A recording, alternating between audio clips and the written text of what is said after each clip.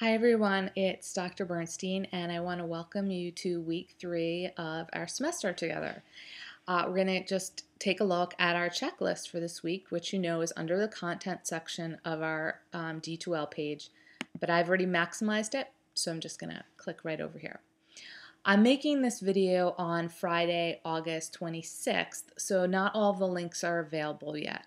They will all be available by Wednesday the 31st, but I like to let you see the checklist as soon as possible so that you can see what's coming up.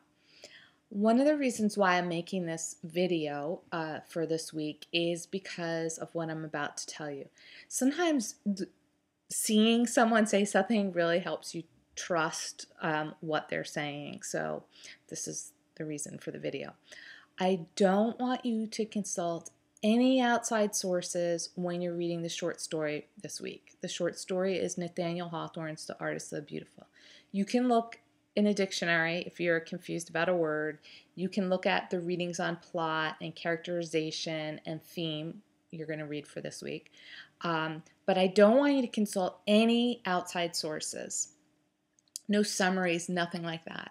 Because if you never give yourself the chance to work your way through a story, to experience a story, to try to make out what's going on, you're always going to be dependent on someone else or an outside source. And so what I want to teach you to do is how to work through some of that confusion.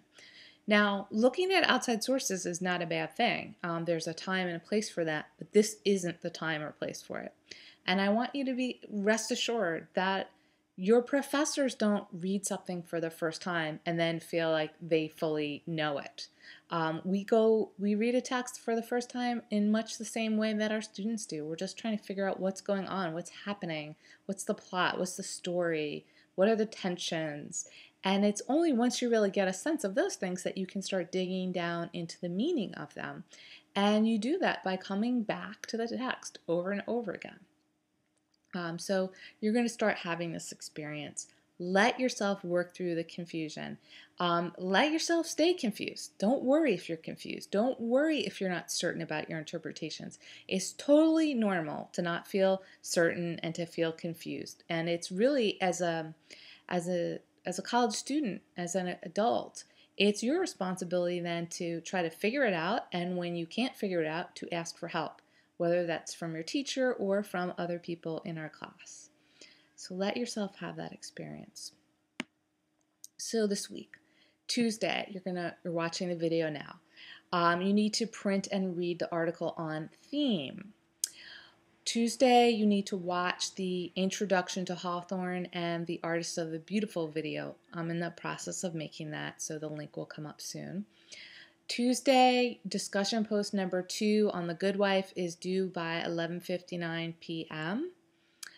Also on Tuesday, you need to print out Hawthorne's The Artist of the Beautiful. This should only take you 5 or 10 minutes. And I want to you want to use this link that I provide, and I want to take you right to it to show you some important things to take into consideration when you get to it.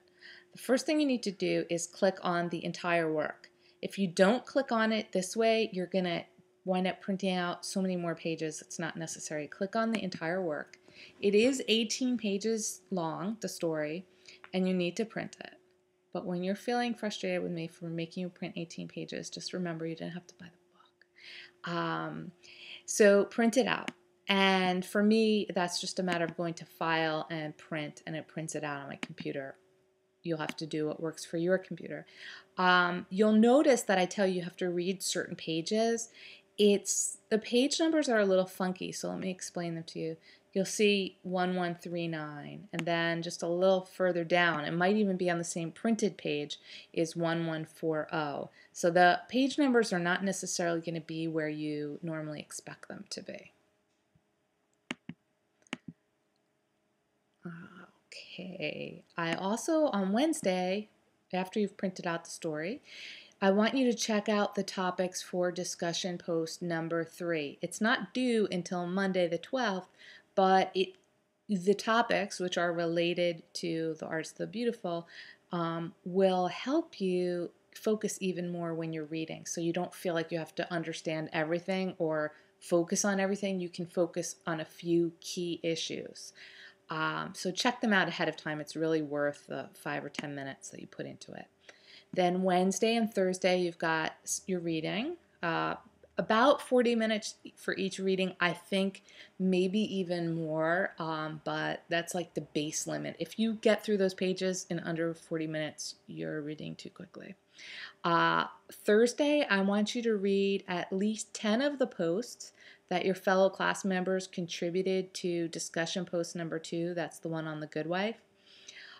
You can, as I've said before, you can learn a lot by reading other people's posts. And this is the way that we build community in an online class. And if you're really going for the gold, and by that I mean if you're going for an A or a B in our class, you're also going to offer a thoughtful response to at least one person's post. So that's just how to get little stars floating in my mind whenever I look at your grades.